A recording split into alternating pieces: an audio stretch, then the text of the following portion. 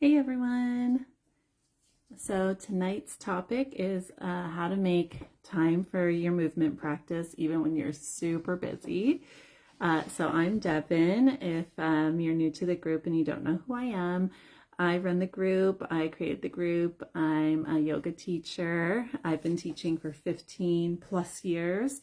And I'm a wife and I'm a mom to two kids, a 4-year-old and a 1-year-old. And that's why I do my lives at this time, because that's when they are upstairs asleep.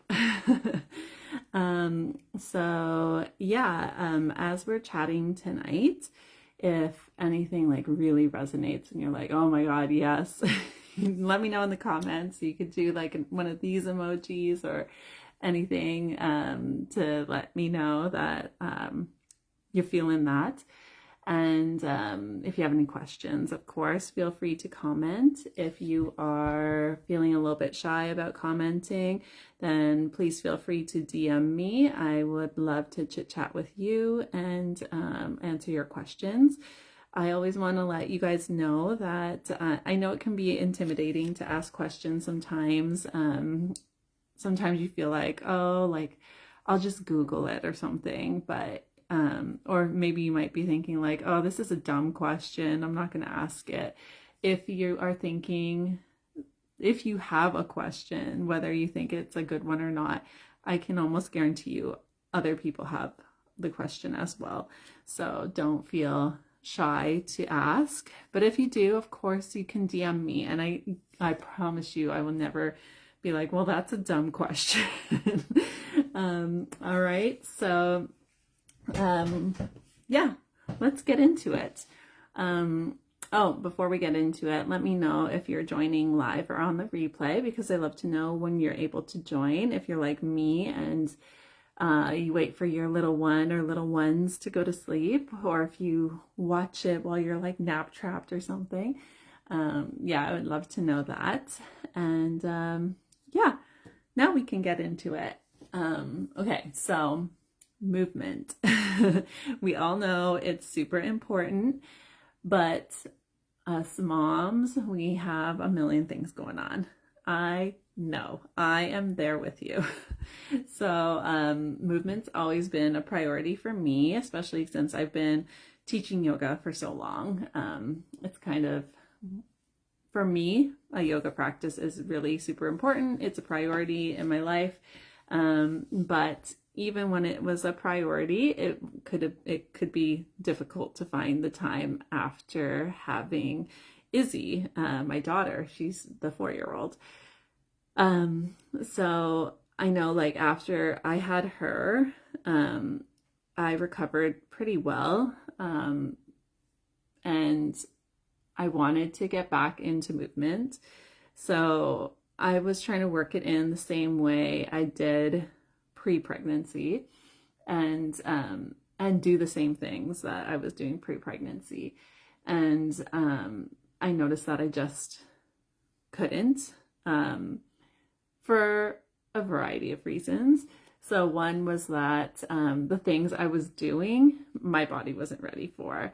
I remember I was trying to do an inversion and I got like broken blood vessels like under my eye, and my face was so red and I felt like weird for like 30 minutes after. And I was like, okay, not doing that for a long time. That clearly was my body telling me this is not something we need to have in our practice right now. And then the other reason was that my daughter was a challenging sleeper. So we used to have to bounce her on the exercise ball endlessly, and she really wanted contact all the time. I remember telling one of my friends that I was just like a bed. I was a mom bed. And I remember being like, when is this ever going to stop?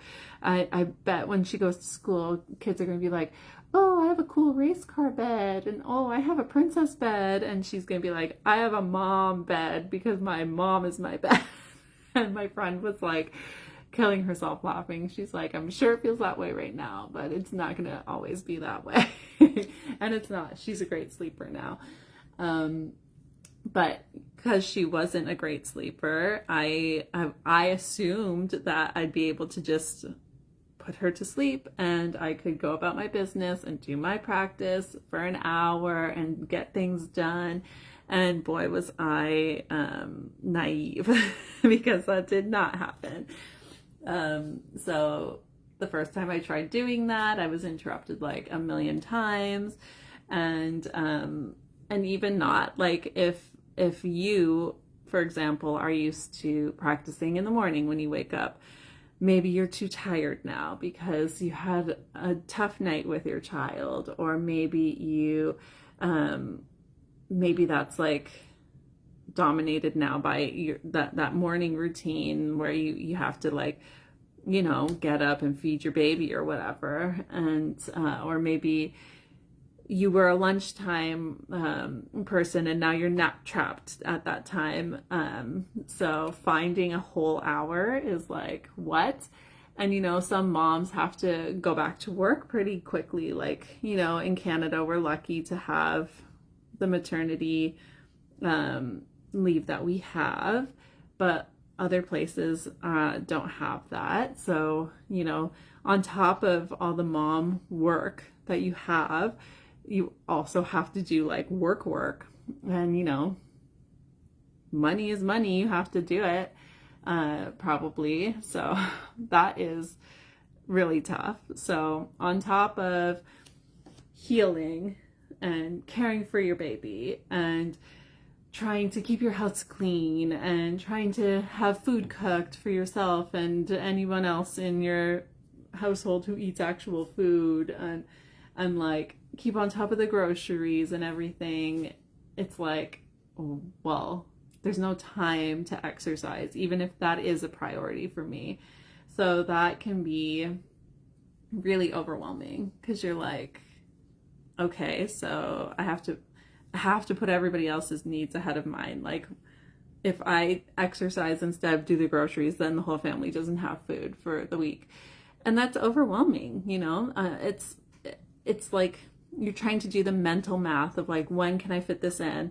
And it's like, well, something's got to give. And then you feel frustrated, or the movement practice feels like a chore. It doesn't feel good, and that's not what we want. We want it to feel good. We want it to be a way to not only find movement and exercise and be good for the body, but it's really good for your mental health as well. And if you're watching this, that being a parent can be tough on your mental health. So it's important. Like another little quick story, I found that during teething with Felix, he's very clingy, very vocal about not enjoying the feeling of teething. And he's usually such a happy baby, but when he's teething because he is so upset and crying and whining all day. And it's really like, it's grating. And I don't know what phase of motherhood you're in right now, but I'm in the phase where he screeches like a banshee when he is not pleased. So on top of it being like, oh, I don't want my baby in pain, it's like wringing your head because of the screeching. So I was starting to get my eye twitch. If you've heard other lives or whatever when I've been talking about this, that sometimes when I'm getting like annoyed or overly stressed or that feeling, this eye starts twitching like chronically, and I don't know if you ever get eye twitches, but it can be annoying. So I work on my meditation practice like every night because I know that helps with the eye twitch. But I'm also like, what's going through my head right now? Am I having like mostly happy thoughts or mostly annoyed thoughts? And for the last little while, I'm like, it's predominantly annoyed. Like, I don't want that. I don't want anything stealing my joy with him as his, like, this is the last little bit of time that I have with Izzy and Felix before she goes to school. And I know when she goes to school, it's going to be nice too, because I'm going to have my alone time with Felix. But like, I don't want anything stealing my joy for that, especially like teething, you know? It's like, it's going to happen. It's important. Everybody needs teeth. And like, as annoying as it is, from his perspective, he's never had anything that's so like painful, you know? So logically, I know all this. But, you know, when you're in it and somebody's screeching at you all day long, it's a lot. So I found that during July is their birthday, so they're 5 days apart. So it's a lot. And I was getting my yoga practice in, but I wasn't getting my strength practice in. And that's another thing, if you've heard me speak about it before, my body doesn't hold on to strength very well. Holds on to flexibility really well, but I lose strength very quickly. So I was like, you know what? I have to get back onto my strength training. It's just something I have to do. And the first time I did it, of course, I was super sore because I had lost all my strength.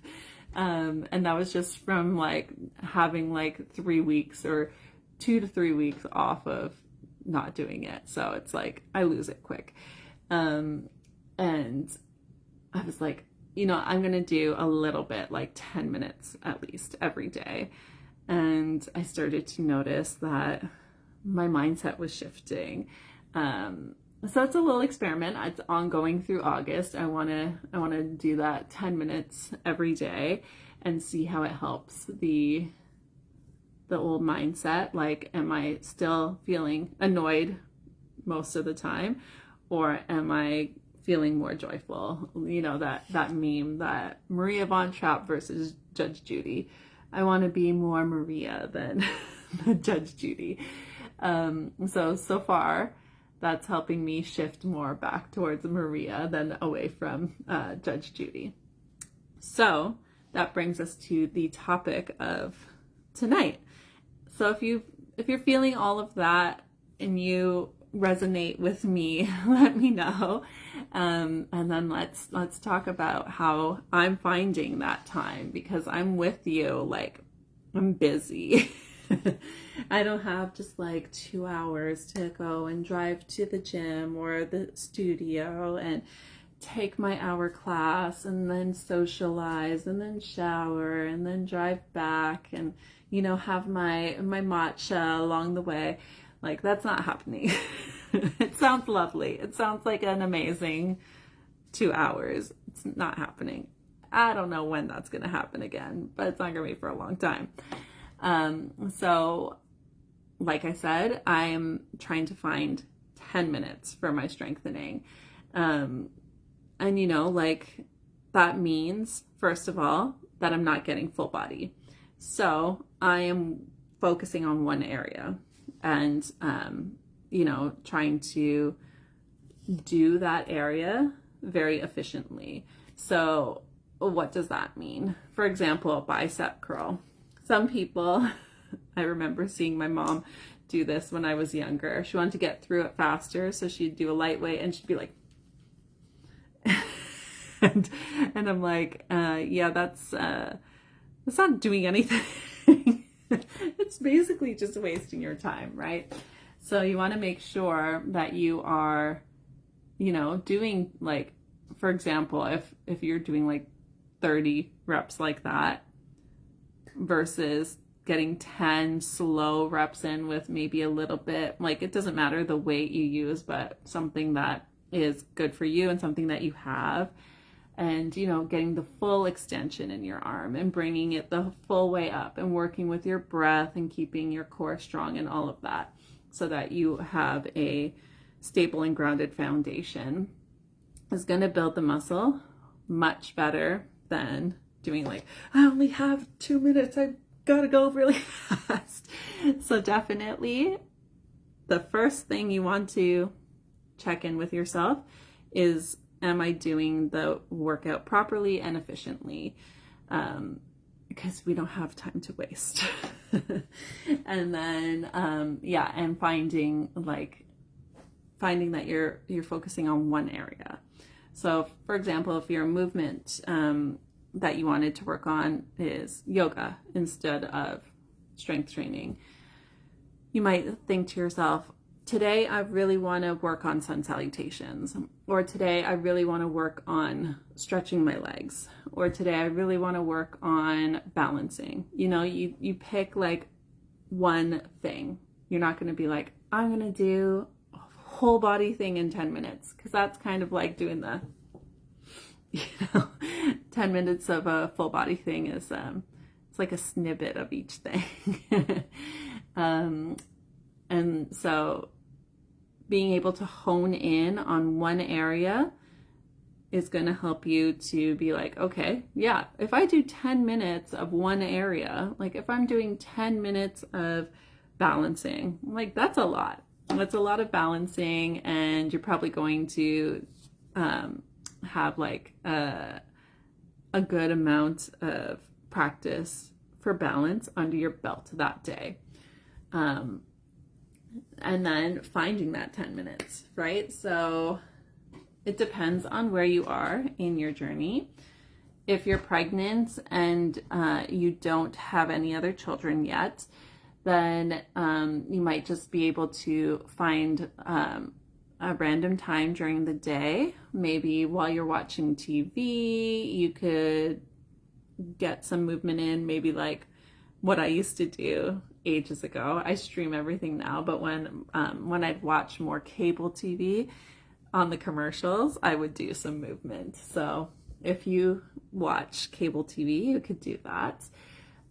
If you are postpartum and you are cleared for movement, then you might want to, if you're early on and cleared for movement, what I really love doing is doing my practice while my baby's doing tummy time. So it's kind of like we're exercising together, and that's a really fun thought. And it's kind of like, oh, you're planting those seeds of movement already in like a newborn.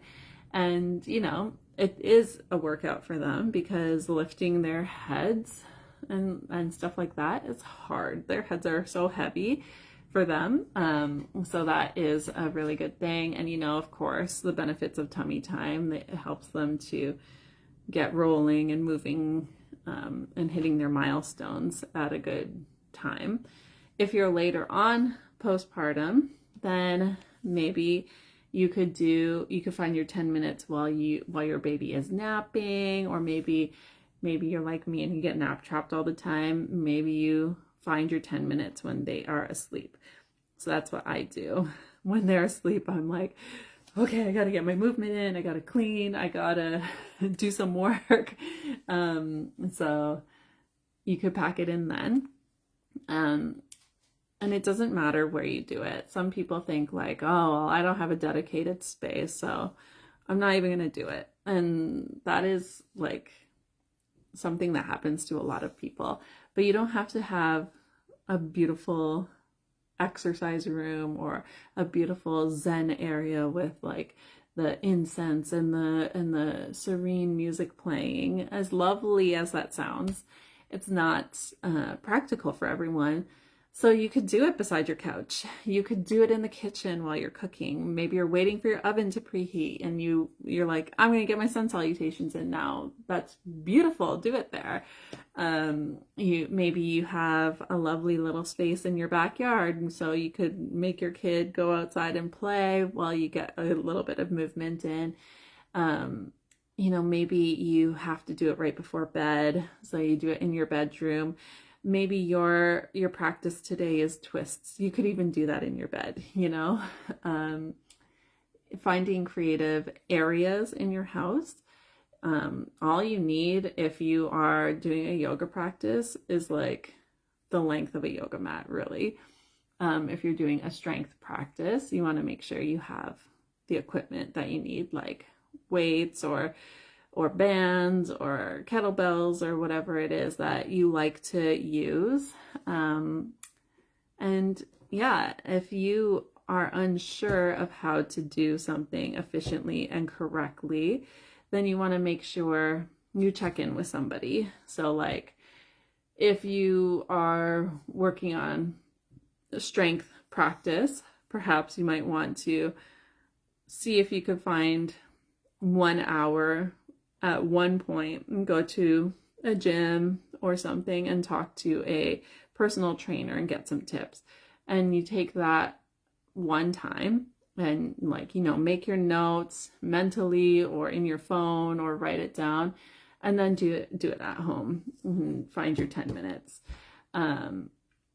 You could, if you have to do that, you could see if your partner, if you have a partner, could watch the baby for that amount of time, or see if you have a friend or family member who could help you out for just that 1 hour. Hopefully you have that kind of village, because then, it's really important to be able to figure out that form so that you're doing things to, further yourself along on your journey instead of possibly push yourself back. If it's yoga, I can help you. You can message me and you could be like, hey, I'm trying to work on this thing. Am I doing it correctly? Because once again, if you are like, well, I've seen the shape, I know what I'm doing, but like I said, it could end up being one of these things instead of it being like something that is going to help you further your practice in a more quickly and efficient way and get you to your goals sooner, rather than getting you frustrated because you're like, I'm doing this work, why isn't anything happening? Which is, what could be more frustrating than that? Yeah, so let's review that. As moms and women, we have a lot going on. It can be overwhelming. We're not able to find all that time that we think we need for exercise. So how can we find the movement? First of all, you want to find the spot in your body you want to work on and just do that one spot. You're not doing a full body thing. Do that one spot and try to find 10 minutes to do it. So you're doing it efficiently and correctly. So once again, side note, if you need somebody to teach you how to do it efficiently, ask a professional so that you are getting it in properly and furthering your goals in a more quickly and efficient way. So find your priority spot for the day you want to exercise, and then find your area in your house. It doesn't matter. It doesn't have to be at home either. I mean, if you do have the hour, you can, of course, do that. But if you don't and you have to do it in your home, find that space that makes you feel like, okay, yeah, I could do my movement here. So whether that's beside the couch or in the kitchen or in your bedroom or in your backyard, wherever you can find that space. It doesn't need to be perfect. It could be a little bit messy. Nobody's judging you at home but yourself.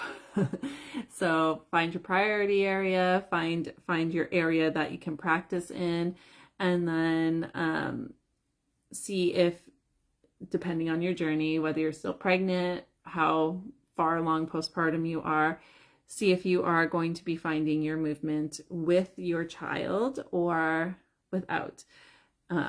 So if you need to include your baby, you could be doing tummy time. If your baby's a little older and they're moving around, maybe you could keep them in an enclosed area like one of those play pens, or maybe your area that you are practicing is safe for your child to roam around in. The added little benefit of that is if you are doing your movement around them, eventually they're going to want to copy you, and there's nothing sweeter than your kid mimicking you and getting their movement in. It's very sweet. Or if you're not practicing with your child because it's your me time, you just got to find that time during the day, whether it's during naps or bedtime, where you can be alone and do that. And 10 minutes, I think we can all find the 10 minutes. It could be tough with everything we have going on, but if you do 10 minutes every day, if you make this a little challenge for yourself, if you do 10 minutes for the rest of August, message me and let me know how it goes. I really want to know. I will share my journey with you because I am doing that every day on top of my practice, because I find time for my yoga practice, but I was not making my strength practice a priority. And like I said, I lost all my strength. So I will share my journey with you of getting all that strength in, working on it 10 minutes every day for the rest of August. And yeah, like I said in the beginning, if you have any questions about this, please ask. Let me know. I want to help you in your journey so that you can find the movement you need to find and prioritize, not only for your physical health, but for your mental health as well, especially if you have some screeching children around you. And yeah, look out for the poll for the tutorial. I'm going to post that tomorrow, and every Monday the poll for this live. And I'm already working on my next 3-day workshop at the end of the month. So keep your eyes peeled for that. I think it's going to be a good one that will help many of you. All right, I hope you have a wonderful night, and I will see you on the next one. Take care. Bye for now.